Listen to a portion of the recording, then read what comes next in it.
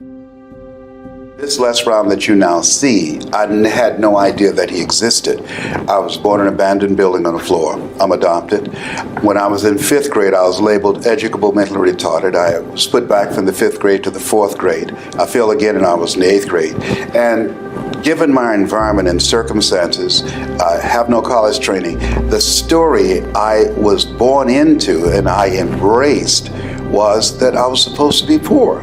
But it was not conscious, it was unconscious. How people live their lives is a result of the story they believe about themselves. In the 11th grade, Mr. Washington, he said to me, "Young man, go to the board and work this problem out for me." And I said, "I can't do it." And he said, "Don't ever say that again. Someone's opinion of you does not have to become your reality." He interrupted my vision of myself. And as a result of his example and the input, review, repetition, and reinforcement of that concept and how he held me in his eyes when he looked at me, I was able to die to who I was and depart from the story that I bought into. Even if you are told a lie, faith comes by hearing and hearing and hearing. You hear it often enough, it becomes your reality. Perception, not challenge, becomes real for you. And so there was no one to dispute what was said about me, and I bought it.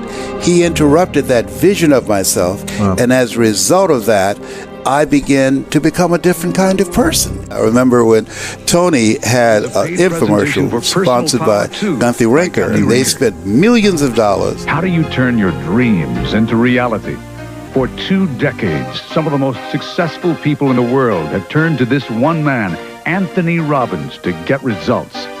Using entertainment and education, his extraordinary teaching style has captivated millions of people across 61 countries, from Russia to Germany, England. And it was a blessing for me that they rejected me because I have the complexion of rejection. He has the complexion of connection.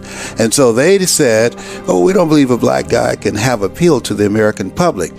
I was so furious with that. Because of how I was rejected by Gunther Rinker and those guys, I said, "I don't have millions of dollars, but I got a story. And what I'm going to do, I'm going to figure out how to transform audience. I'm going to figure out how to make myself stand out. I don't have the money to compete with them. I don't have the complexion of connection." I remember something that Robert Schuller said, "There's never a shortage of opportunities. It's just a shortage of thinking." I said, wait a minute. Impact drives income and referrals. I'm going to focus on training and developing a method and technique to transform people's lives individually and collectively, as Mr. Washington did for me. We all have an energy signature. There's certain people, when I speak, I'm going to reach them. There's some people that will hear both of us, but there are some people, because of your energy signature, that when you speak, they will hear you not just in their ears, they're going to hear you in their heart. And as a result of them being in your presence and under the influence of your voice, when they leave your presence, you will inspire them. I had a guy he texted me the other day. He said, "I was in a very dark place and I heard your voice and it brought me out into the light." Yeah. When I spoke in the Georgia Dome, I went to the bathroom 7 times. They knocked on the door. "Brownie." I said, "What is it? Come out, man." Dexter Yeager, they're pausing now because it's time for you. And I made a mistake. I looked out at the audience and I panicked. I said, "Mike, I don't hear the voices. I'm scared." He said, "Brownie, they came to see you. You didn't come to see them." He said, "Come out. You will hear the voices." I said, "I don't know, Mike. I've been trying. I just don't know. I'm scared." And he said, "Just be scared and do it anyhow. Don't speak." I said, "I don't have to speak?" He said, "No." I said, "Then what will I do?" He said, "Just tell a story. Tell a story of where you are, about what you're going through, and about the goal and dream for buying your mother a home." Because stories can be used to transform people's lives. Right? Yeah. Not just anchor the points, but it creates a significant emotional event. And that's how human behavior is transformed. We have emotional memory. A lady came from Australia for me to train her, and she's rather wealthy. And I said, "Why did you come to me?" And she said, "I saw you speaking on YouTube in the Georgia Dome, and you were speaking to 80,000 people.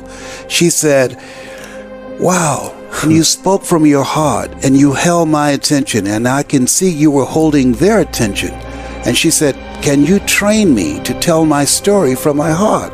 And I said, yes. And so she started to tell me a story. And so we started working together. Then she stopped for a moment. I said, can you tell me why you want to do this? And she said, yes. She said, when I saw Dale and Ruth, the young white boy who went in a church and killed 9 black people, she said, I felt that there should have been someone standing to his right on trial, because he was not born with that hatred in him to kill 9 black people. Somebody poisoned his mind. She said, I believe the world is as it is, not because a few people are violent.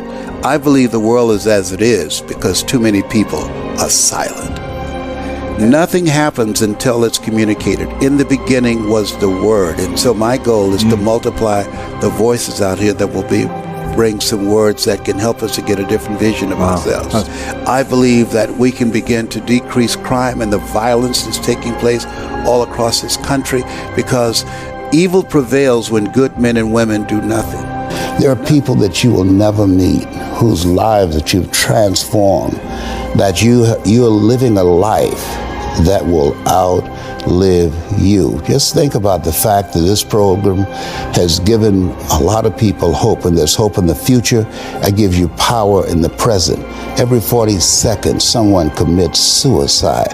But because of something you say or some guest that you've invited, and as they share their story, you interrupt that story of being hopeless and powerless and not wanting to be here anymore. And because they took the time to watch, you create an experience.